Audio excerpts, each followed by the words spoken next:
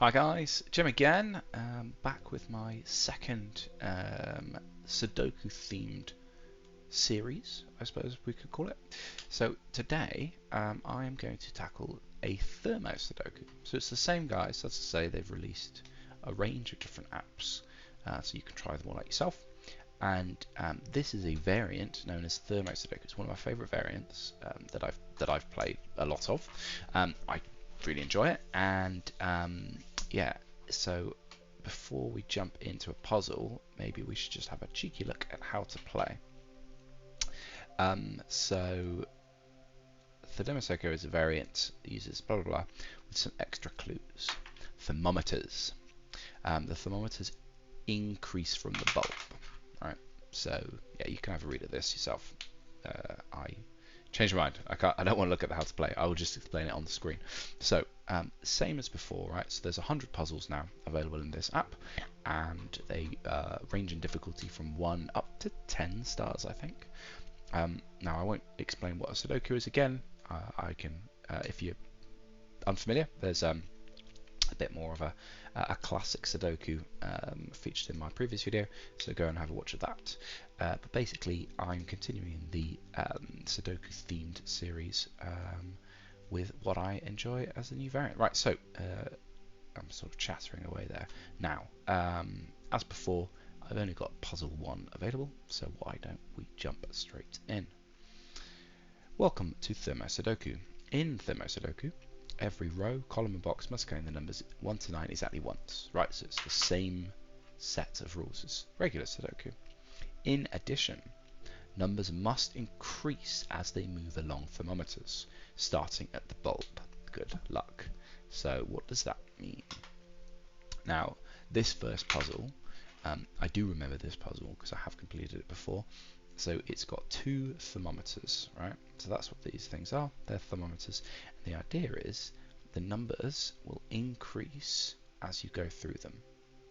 And what that means, sort of as a bit of a side hustle, is that even though in regular Sudoku these numbers could be the same because they're not in the same box or the same column or the same row, so there'd be no problem with these both being a 4, right?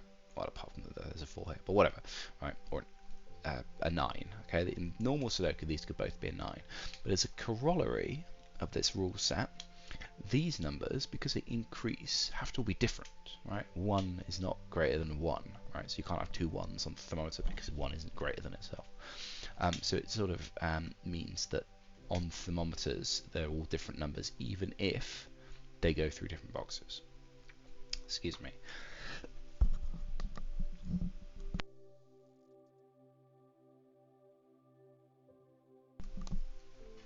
Excuse me. Have a bit of a nasty cough. Right, so now regular Sudoku rules apply. Now normally a longer thermometer, and in fact look, you can see they even represent that corollary by saying that these numbers have all got to be different. So if this is a 3, it effectively sees these cells. So this cell couldn't be a 3 if this was also a 3. So you can see with the sort of quality of life setup you got here, the highlighted cells include these ones, which is quite useful to remember. Now normally the longer the thermometer, the more powerful it is, and in fact this puzzle being the kind of the first one, I guess they've given us a bit of a gimme, but this is actually 9 cells long, right, which means they've got to increase, and it can only be from the numbers 1 through 9. In fact, these are the numbers 1, 2, 3, 4, 5, 6, 7, 8, 9, all the way along in order, right? Because they have to increase. So that's a bit of a freebie. Now this one is slightly harder because it's only 7 cells long. So normally what that would mean, in theory, this is limited because you can't be too high because you need other numbers after it that can increase, right? So if this was an 8, you could go there to 9 and then you run out. So it can't be an 8, and in fact 7 cells, this could start as a 3. So this could go 3, 4, 5, 6, 7, 8, 9. Right, that's the maximum you could go through. Or it could start at a 1. And this cell can be no lower than a 7. So also sort of as a similar result, right? So you go 7, 7, 6, 5, 4, 3, 2, 1. There's nothing below it. So long thermometers are really powerful. So normally a 7-cell thermometer is great. A 9-cell is a bit ridiculous. You won't get too many of these in the later puzzles. Now interestingly here, right, so this 5 is on both of the thermometers. So I know that after this, these have to increase. So that can be 6, 7, 8. In fact, look at this. So that there's a 7 in this box. So that couldn't be 6, 7, 8 because I couldn't put a 7 there. So if I want to increase these thermometers, which I have to, these have to be the digits 8 and 9. I've just run out of the other digits. Excuse me. So that's an 8 and that's a 9. Now we need a number between 5 and 8 here, right? Because it needs to be bigger than 5 and smaller than 8. It can't be a 6, which leaves only a 7 in this case. Normally these puzzles are quite a bit harder, trust me. Yeah, I think there's a bit of symmetry going on here, right? This can't be a 4. This needs to be lower than a 5, but it can't be a 4. If I put 3, 2, 1, that's it. That's all my numbers. So there you go. And now we've used up our thermometer clues, and so we're effectively just left with a regular Sudoku now. Yeah, let's get back on with it. Regular Sudoku. So I went through this in more detail before, but you can sort of pencil mark in where virtual numbers are, right? So I don't know which one of these is a 1, but because there's a 1 here, this box needs a 1, can't go in this row, so there you go, there's a 1 here. Now what that also means, if you look in this box, you need to put a 1 somewhere. Well, this 1 rules out this column. Now this virtual 1 rules out this column. I don't know which one it is, but it doesn't matter which one it is. I can't put another 1 up here. So in fact, the 1 has to go there in this box. Anything else on 1s? Yes, I can just place a 1 there, which is quite nice. Yeah, so look at this. So this is a lot of virtual 1s playing off against each other. So in this box, I can only put 1 here, right? Because this 1 is seeing the rest of them. But there's a 1 over here, right? So that rules out these two. So in fact, I can only put a 1 here. Now again, I get this powerful fact that it doesn't matter which one it is, that uses up the 1 on this row, which means this can't be a 1, and so I get to put a 1 here. So even though I've got nothing directly showing me that there can't be a 1 here, here, or here, I've been able to place the 1 in this box using these pencil marks. So that's the power of the pencil mark, if you like. I think, though, that is the end of it. Yeah, so now I've got 4 places for the 1 in this box. I'm just going to leave it there for now.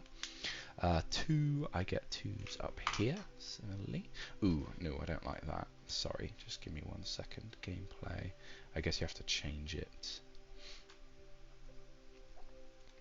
Corner's fine, but I like double notation. Back. Yeah, there we go. 2. 2, that means that 2s can only go here in this box. 3 places for 2s there, that's not useful. 2s can go here. Okay, that looks like it's it for 2. So you see, I'm just going through the numbers, and really you should be looking for the more restricted ones, but I'm just not that able to do that. Right, this box has 3s ruled out from here and here and here by 1, 2, and 3. So there can only be a 3 in this bit. There can only be a 3 up in there because of these 2. We're doing quite well on 3, so there's another 3. That leaves a 3 there because of these 3 looking at this box like that. So there has to be a 3 there. And I think that's it on 3s. Let's keep going. So we go all the way around with 4s. Anything useful? So 4s go ahead. I don't like. So in this box, for instance, there's 3 places a 4 can go. Ideally, I don't like to pencil mark that in. On the harder puzzles, you have to grasp at any straw you get, right? But this, for now, if I've got 2 options in a box for a 4, I'll put it. But otherwise, I won't. 4s can only go there, which is nice. Oh yes, look, here we go. So 4s in this box have to go. So there's a 4 there and a 4 there. So that means that in this box 4s have to go there. And what does that tell us about this box? Well, that row is then ruled out, which means there's a 4 here, and that means, having put in only 2 pencil marks before, when one disappears, that means that must be a 4. And then if I look at back here, 4s are, yes, I can place the 4 in this box because that's that, and that's ruled out, so that's a 4. Now that's interesting because that took the pencil mark of a 2, so now I know, without having to double check and waste any more time, I know that that's a 2 as well. Oh, and then my final 4 up here, let's not forget that. And that's done all the 4s because you can see that's been grayed out there. 2s, that 2 has helped me place pencil marks in this box. But I don't think it's done a lot else for the time being. Okay, right, so we're on 4, so let's go to 5.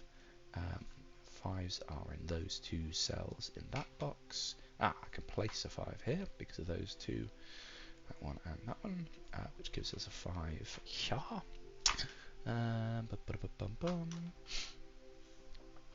Pencil mark 5s in that box. What about this? Pencil mark 5s here, and then the 5 could go in any of those 3, so I'll leave it for now. Right, 6s. We're talking about 6s. 6s can go in this 2 cells here, 6 can go over here. Now that's interesting, right? Because I already had 1's pencil marked here. So this is very powerful. So 6s can also only go in these 2 cells in this box. Oh. How do you undo N? Right. Didn't mean to put a big 6 in there. I meant to put a pencil mark 6. So now, what's interesting, in this box we've got 1s in those 2 spaces and 6s in those 2 spaces. In fact, that means nothing else can go here because they're both needed for a 1 and a 6. In whichever order, I don't know the order, but I know that there will be a 1 here, or a 6 here or here. So there's no room for anything else. So this 3, maybe I think I can put a 3 there, looking at this. But if I do put a 3 there, then I run out of space for 1s and 6s. So that can't be a 3. And in fact, that means that this is a 3. And this is a 2. And I like to have slightly different notation for 1s and 6s like that, so I like to put them in the middle of the box there. That basically means nothing else can go in those boxes. And I can actually do the same for the row there, so if I do 3 and 8, that completes that row. In fact, there's a 3 there, so actually I could have been slightly better about that, but never mind. And then finally we have a 7. Oh wow, in fact, while I'm on 7s, I might as well just stick here because I can see instantly that that must be a 7 because these 2 are ruling it out, and that took the place of a 6, that took the place of a 5, and that only leaves a 9. So that's good. And then in this we've got 7 remaining here. Then I can pencil mark 7s there. What else can we say about 7s? In this box, that must be a 7, and indeed that must be a 7. Is that all that? Oh no, sorry. Well, I still got 7 pencil marks here. That's silly. Go away. Excuse me. I think I just made an error when I pencil marked 7s there. There's obviously already a 7 in this box. Oh, there's a lone 3 pencil mark there, so that must be my last 3. So that's very good. Have I used up all my 7s? I have. Don't think I did 6s. Did I finish 6s? Yeah, there's a 6 down here. In this box, we've got the same thing, right? So this is 5s and 6s now, which means that there's only room for a 2 here, a 2 there, and an 8 in the row to complete my row. What have I got here? I've got what have I got? Why can't I see this quicker? Come on. 9 and a 6. In fact, if I looked up, I would have seen the 9 in that row at the top, in that column at the top. So that is a 9, that is a 6. What else have we got going around? Must be pretty close now, actually. Yeah, that's a 9 because of these 2 9s here. That's a 1 because that was my last pencil mark in that box. What else is my 1s? Yes, so now there's only a 1 in this row, which gives me my last 1 up there. That's a 6 to complete the box and the row. That's a 6 to complete the box. That is a... Ugh, I can't say it. That's a 2. Sometimes you do that, you just sit there staring at it. That has a little upward cascade of 2s there, which is nice. Where does 8 go in this box? It goes there. 9 goes there. 8 goes there. 8 goes there. 8 goes there. Wow, 8's on a rampage there. 9 is missing from this box, and then it's 5 and 6 in this order to complete the puzzle. Hooray! So that is the first of the Thermo puzzles that I am completing for you in this series.